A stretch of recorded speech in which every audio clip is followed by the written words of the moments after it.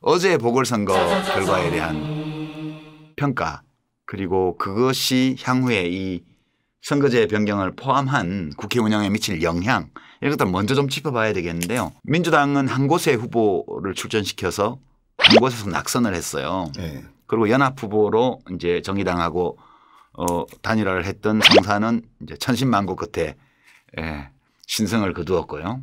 근데 이 결과에 대해서 지금 민주당의 평가 또는 김정민 의원님 개인의 평가는 어떠세요? 실제로 의원들이나 아니면 저도 뭐 그런 생각이 있습니다만 하여간 좀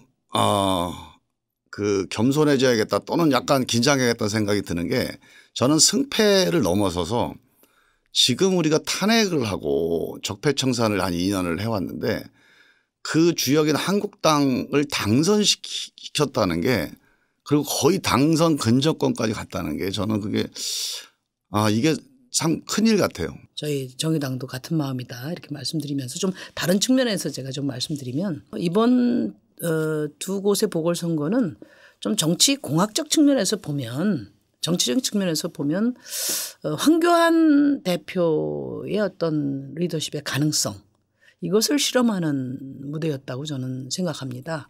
그런 점에서 보면 황교안 대표의 한계가 저는 드러난 선거다.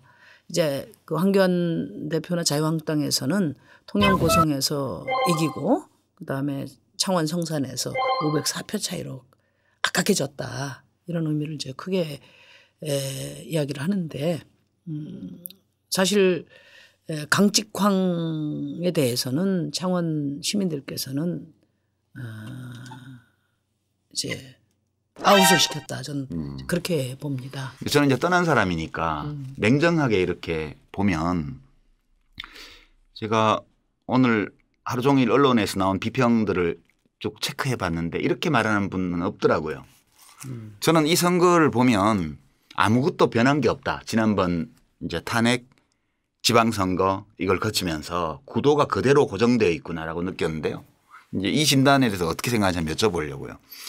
그러니까 지난번 지방선거 때도 전선이 어디에 쳐졌냐 하면 낙동강 벨트에 쳐졌어요. 그러니까 TK 지역은 이제 자유한국당 우세 그리고 부산, 경남, 울산 쪽은 경합. 물론 결과는 민주당 쪽이 좀 더 우세한 걸로 났지만 광역단체장들도 다 석권을 하고 그러니까 내용을 보면 득표율이라는 걸 보면 경합이었어요. 경합에서 민주당이 우세했던 거죠. 근데 이번 보궐선거가 다 PK 낙동강 벨트에서 치러졌는데 누가 나와도 안 된다. 어떤 이슈가 있어도 안 된다. 이거는 아니더라고요. 그러니까 PK가 여권으로 완전 넘어온 것도 아니고 옛날처럼 그냥 누가 나가도 이 진보 쪽은 안 되고 무조건 자유한국당 계열이 이긴다. 이것도 아니에요. 제가 이번에 내려가서 선거를 해본 이 바로는 너무나 이유들이 분명해요. 그렇죠. 네. 왜 찍는 사람은 왜 찍고 안 찍는 사람은 왜 안 찍고 포기한 사람은 왜 포기하는지 그런 점에서 저는 유 이사장님 말씀에 전적으로 동의하거든요. 그러니까 이것을 과거의 어떤 진영 논리만 가지고 재단을 하거나 지역색으로만 재단하는 시대는 이제 지났다. 물론 극단적인 어떤 세력 대결이 남아 있고 그리고 지역색도 남아 있지만은 전반적으로는 자기 삶을 중심으로 해서 자기 가치관을 중심으로 해서 판단하는 흐름으로 바뀌었다고 생각해요.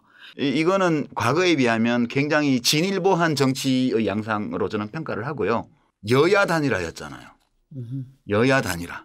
보통 단일화는 강한 단일화죠. 여당을 상대로 야권이 단일화하는 건데 이번에는 집권당과 진보 야당이 연합을 했어요. 이걸 가지고 이상한 연합이라는 공격도 있었어요. 정말 중요한 문제입니다. 그러니까 정책연대가 정치의 본질이에요. 이런 식의 낡은 구도 또는 국민들한테 별로 도움이 안 되는 구도 말고 정말 국민들한테 도움이 되는 구도가 뭐냐 바로 정책 경쟁 구도다. 그런 점에서 보면 여야든 뭐 지역의 차이든 이거 관계없이 비슷한 정책을 갖고 있는 사람들이 같이 힘을 합쳐서 그 정책의 지향점을 국민들한테 밝히고 신뢰를 얻는 거. 이게 사실은 성숙한 정치의 방향이다. 좀 그런 점에서 보면 상당히 좋은 하나의 선례라고 볼 수도 있을 것 같아요. 그러니까 우리 당 같은 경우에는 어떻게 보면 민주당보다 더 개혁적인 더 강력한 개혁을 추진하는 입장인데 당연히 민주당하고 협력하지? 그러면 반개혁적인 자유한국당하고 협력을 합니까?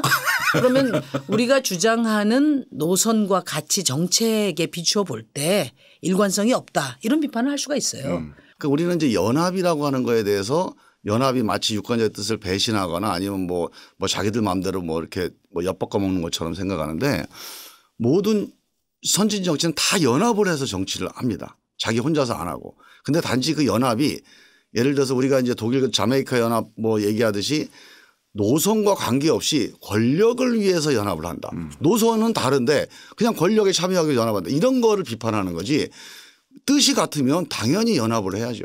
그거는 선진적인 정치라고.